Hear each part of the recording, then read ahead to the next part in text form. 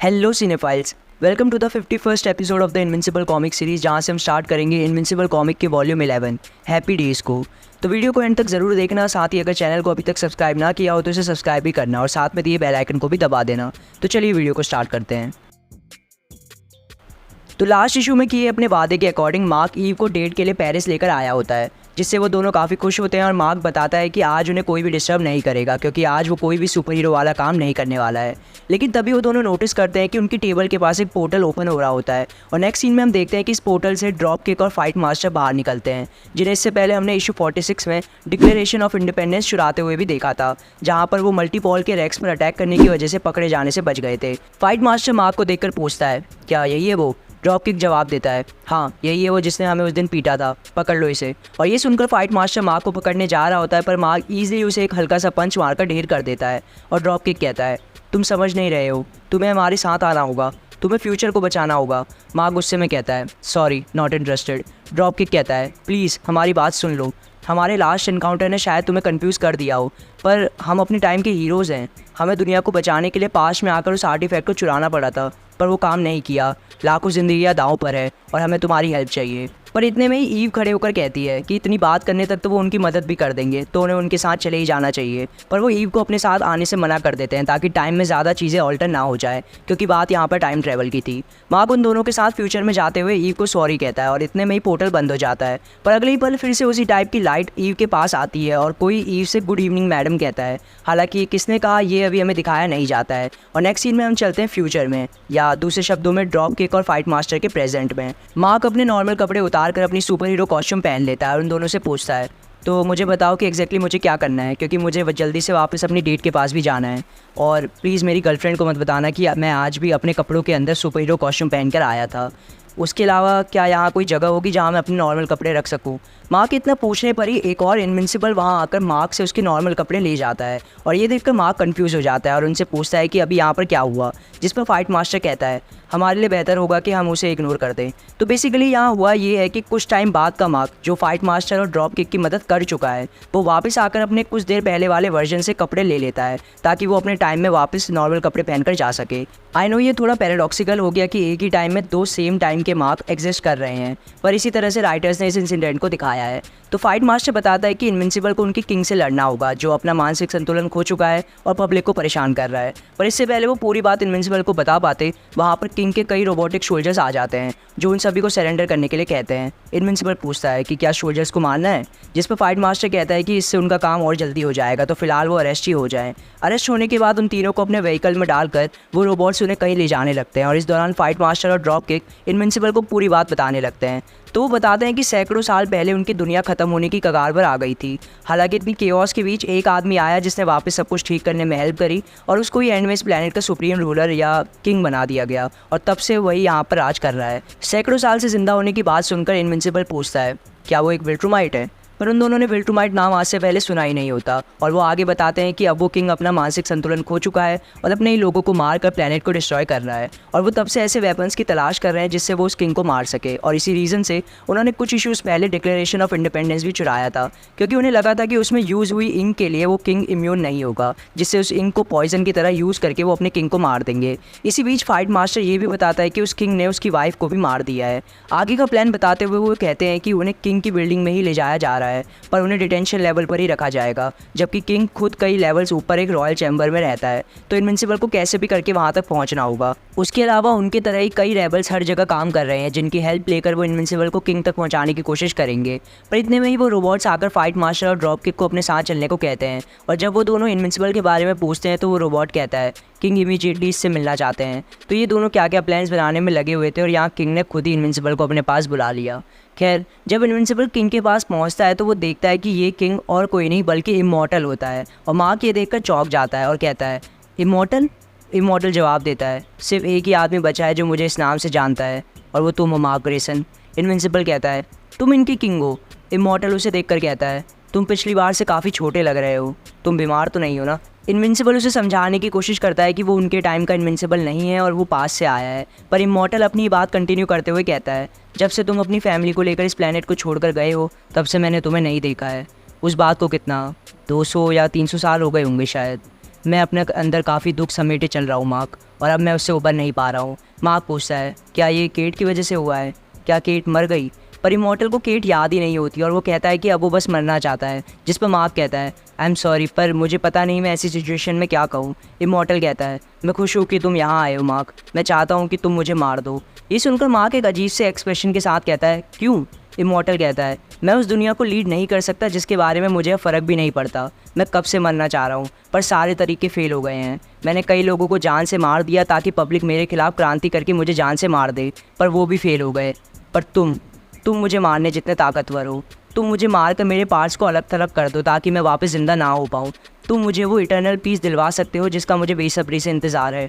पर मार्क उसे जान से मारने के लिए मना कर देता है और इमॉर्टल गुस्सा होकर कहता है, अगर तुम यहाँ से ज़िंदा जाना चाहते हो तो तुम्हें मुझे मारना ही होगा। ऐसा कहकर इमॉर्टल मार्क पर अटैक करके कहता है, मैंने औरतों को मारा, बच्चों को मारा, जिस तरह के लोगों के अगेंस्ट में लड़ता रहा, एंड में मैं खुद ही वैसा बन गया। मैं मरना डिज़र्व करता हूँ।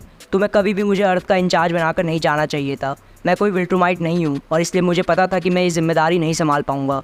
तो यहाँ के इमॉर्टल को एक्चुअली पास्ट में मार्क ने ही अर्थ का इंचार्ज बनाया था। ये सुनकर मार्क भी शॉक हो जाता है और इमॉर्टल आगे मार्क को ही भला बुरा सुनाने लगता है, जिससे परेशान होकर फाइनली मार्क इमॉर्टल का सर उखाड़ कर फेंक देता है और इमॉर्टल को जान से मार देता है। हालांकि इस चीज़ से मार्क खुश नहीं होता क्योंकि उसे एक और मर्डर करना पड़ जाता है और इसी बात से उदास होकर मार्क इमॉर्टल की बॉडी के पास ही बैठ जाता है।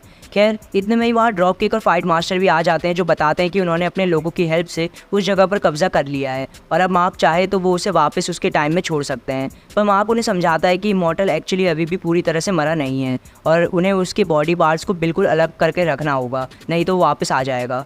वो दोनों ये बताने के लिए मार्क को थैंक्स कहते हैं और मार्क थोड़ी देर वहाँ बैठकर अभी अभी जो हुआ उसके बारे में सोचता है और अफसोस करता है, जिसके बाद वो कहता है कि वो अब वापस जाने के लिए तैयार है। ड्रॉप किक बताता है कि वो मार्क को उसी एग्जैक्ट मोमेंट पर छोड़ेंगे जिस मोमेंट पर उसे लेकर आए थे, ताकि किसी तरह का टाइम पैराडॉक्स ना बने। मार्क जवाब देता है, आई अंडरस्टैंड, बस मुझे अपने नॉर्मल कपड़े चाहिए होंगे ताकि मेरी गर्लफ्रेंड गुस्सा ना हो। जिस पर फाइट मास्टर एक क्वर्की सी स्माइल देकर कहता है, उसमें हम तुम्हारी हेल्प कर सकते हैं। और यहाँ से मार्क चले जाता है अपने थोड़ी देर पहले के वर्जन के पास और उससे अपने कपड़े ले लेता है, जो चीज़ हमने इस पेज पर देखी थी।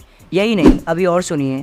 जैसा आपको याद होगा कि मार्क के यहाँ से जाते ही ईव के पास एक और पोर्टल ओपन हुआ था जिसमें से कोई आकर ईव से कहता है, गुड इवनिंग मैडम। तो ये एक्चुअली कोई और नहीं बल्कि मार्क ही होता है, क्योंकि जैसा अभी ड्रॉप किक ने कहा कि वो मार्क को एक्जैक्टली उसी मोमेंट पर वापस भेजेगा जिस मोमेंट पर वो मार्क को लेकर आया था, ताकि किसी तरह का पैराडॉक्स ना बन जाए। तो मार्क वापस नॉर्मल कपड़ों में अपनी डेट पर आ जाता है और ईव सरप्राइज होकर पूछती है कि मार्क जाते ही कैसे आ गया, जिस पर मार्क टाइम ट्रैवल वाली बात उसे समझाता है। हालांकि फ्यूचर में उसने क्या किया वो एक्जैक्टली वो यहाँ पर ईव को नहीं बताता। इसके बाद मार्क और ईव वहाँ से निकल जाते हैं और अर्थ की अलग अलग लोकेशन पर घूमने के बाद स्पेस में भी घूमने जाते हैं और अपनी पुरानी मेमोरीज़ को भी याद करते हैं। इसके बाद मार्क और ईव वापस मार्क के घर पर आ जाते हैं और मार्क बताता है कि अभी घर पर कोई नहीं है और इस बात का फ़ायदा उठाकर वो दोनों अपने कार्यक्रम में लग जाते हैं।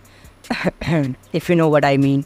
और इस कॉमिक के राइटर्स के अकॉर्डिंग वो एक फैमिली फ्रेंडली कॉमिक बनाते हैं, तो इसलिए वो मार्क और ईव को यहाँ प्राइवेसी दे देते हैं और हम चलते हैं एलन के पास, जो इस टाइम पर एक विल्ट्रूमाइट जेल में बंद है। तो थोड़ा सा अगर रिकॉल करवाऊँ तो कुछ इश्यूज़ पहले हमने देखा था कि एलन ने जानबूझकर अपने आप को विल्ट्रूमाइट से अरेस्ट करवा लिया था ताकि विल्ट्रूमाइट जेल में वो नोलन से मिल सके और उससे बात करके विल्ट्रूमाइट्स को हराने का तरीका जान सके।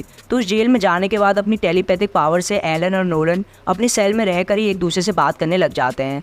एलन नोलन को थेडस, कोलिशन ऑफ प्लैनेट्स, उसके अलावा कोलिशन और विल्ट्रूमाइट्स के बीच अगर कोई वॉर होती है तो उसमें इनविंसिबल की इंपॉर्टेंस, इस सब के बारे में बताता है। साथ ही वो नोलन को आज़ाद करने के प्लान के बारे में भी बताता है। इन सब बातों के बाद एक टाइम पर आकर एलन नोलन को पर्सनल बातें भी बताने लग जाता है। वो बताता है कि कैसे अपनी रेस के सर्वाइवल के लिए यूरोपन्स अपनी स्पीसीज़ को किसी और स्पीसीज़ के साथ रिलेशन में नहीं आने देते, पर एलन अपनी गर्लफ्रेंड टेलिया से बहुत प्यार करता है जो किसी दूसरे रेस की है। ये सब सुनकर नोलन भी उससे रिलेट कर पाता है क्योंकि उसकी सिचुएशन भी काफ़ी सिमिलर सी है।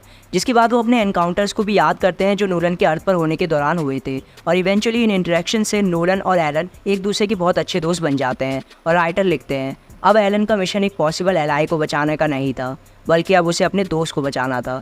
जिसके बाद हम देखते हैं कि इस दौरान एलन को कई बार एग्जीक्यूट यानी मारने की कोशिश करी गई, पर सारी कोशिशें फेल रही, जिस वजह से इस प्लान को ड्रॉप कर दिया गया और एलन को भी नोलन की तरह ही विल्ट्रूमाइट्स के थ्रू मारने के लिए छोड़ दिया गया। पर कई टाइम तक कोई भी विल्ट्रूमाइट नोलन को मारने नहीं आया और एलन अपने आप में इसका रीज़न सोचता रहता था कि आखिर विल्ट्रूमाइट्स नोलन को मारने क्यों नहीं आ रहे, क्योंकि नोलन अब पूरी तरह से फिट हो चुका होता है। पर कई दिनों के वेट के बाद इवेंचुअली वो दिन आ ही जाता है जब विल्ट्रूमाइट्स नोलन को मारने आ जाते हैं।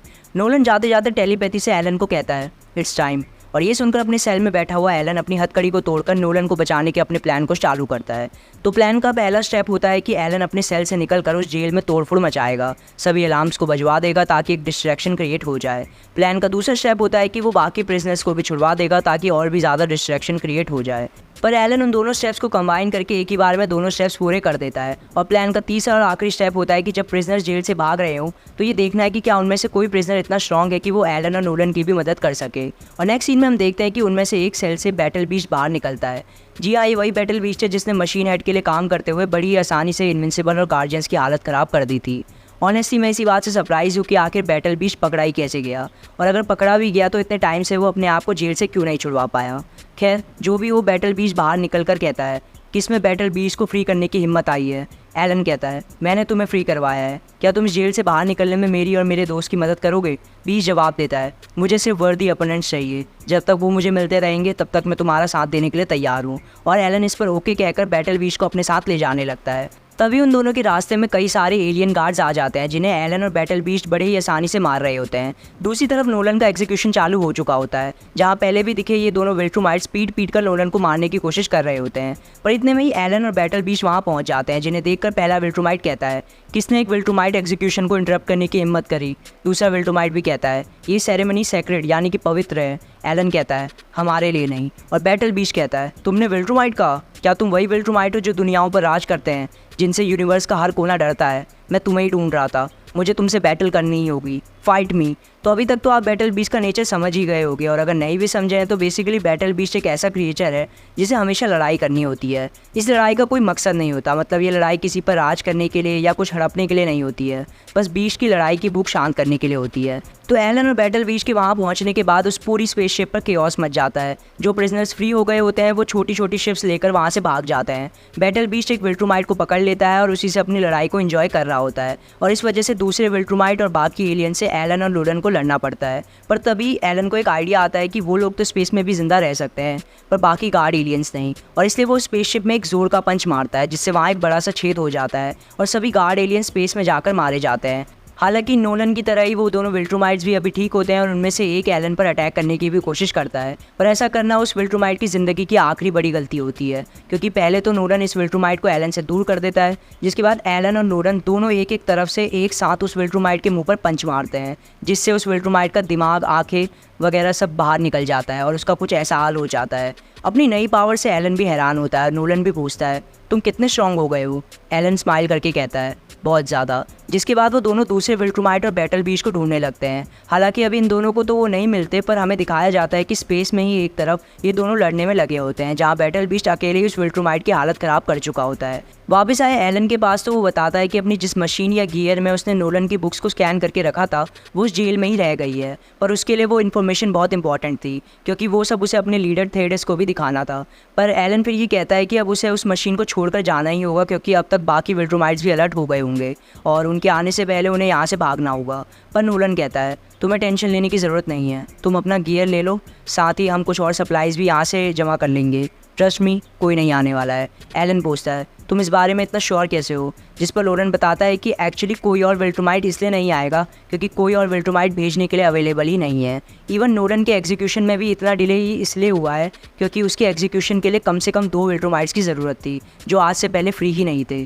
जैसे ही वो फ्री हुए तब जाकर वो यहाँ नोलन के एग्जीक्यूशन के लिए आ पाए, जिन्हें भी अभी मार दिया गया है। और इसका रीज़न सिंपली ये है कि इस पूरे यूनिवर्स में अब 50 से भी कम प्योर ब्लडेड विल्ट्रूमाइट्स रह गए हैं। नोलन सीरियस होकर कहता है यही वो सीक्रेट है जो वो नहीं चाहते हैं कि किसी को पता चले, और इसलिए हम उन्हें हरा सकते हैं। तो इस इंपॉर्टेंट सीक्रेट के रिवील होने के बाद हम चलते हैं वापस मार्क और ईव के पास, जिनका कार्यक्रम अभी भी चालू होता है। पर मार्क को एक गलतफहमी हो गई होती है कि उनका गराज खाली है क्योंकि डेबी वहीं मौजूद होती है, और खटिया के हिलने की आवाज़ सुनकर वो मार्क के कमरे में आ जाती है। हालांकि मार्क सिचुएशन संभालने के लिए बहाना दे देता है, लेकिन भैया माँ तो माँ होती है, उससे कुछ नहीं चुपता। इसलिए डेबी बस गुड नाइट कहकर उन दोनों को प्राइवेसी देते हुए उस कमरे से चले जाती है। और इसी के साथ हमारे वॉल्यूम 11 के पहले 2 इशूज़ इशू 54 और 55 यहाँ पर ख़त्म हो जाते हैं। तो वीडियो पसंद आई हो तो लाइक ज़रूर करना, साथ ही कमेंट करके भी बताना। तो आज के लिए बस इतना ही। So thank you for watching cinephiles, मिलते हैं नेक्स्ट वीडियो में।